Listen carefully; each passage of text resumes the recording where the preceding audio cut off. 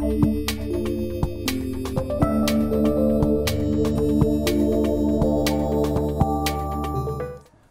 Walter Almeida, société Generative Objects. Nous développons une plateforme métier de modélisation et génération d'applications d'entreprise destinée aux grands comptes.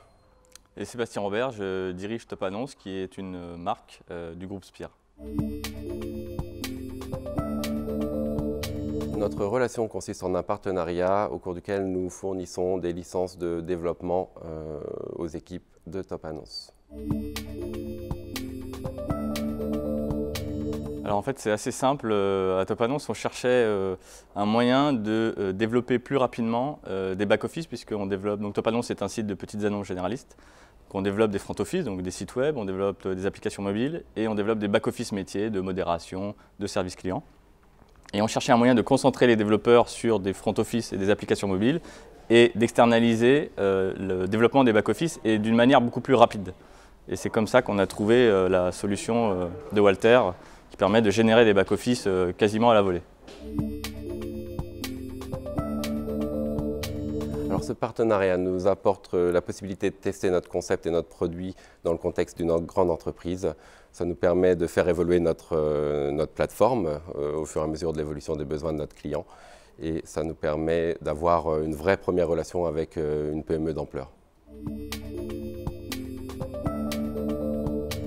Le grand groupe, en fait, il recherche toujours à aller plus vite, donc concentrer ses développements sur ce qui est visible pour le client final et essayer d'externaliser ou d'outsourcer tout ce qui est moins visible avec un partenariat, donc une petite PME notamment. La petite PME est plus souple, plus agile, plus rapide, plus souple à nos besoins. Et ça nous permet aussi de concentrer les développeurs sur ce qui leur plaît le plus, puisque en général le back-office est quelque chose qui plaît un peu moins. Donc on a préféré trouver un autre moyen de réaliser ces back-office. Voilà. Alors les facteurs clés pour ce type de relation sont une grande souplesse vis-à-vis du client final, une très bonne réactivité et être capable de répondre aux attentes du client de la meilleure façon qu'il soit.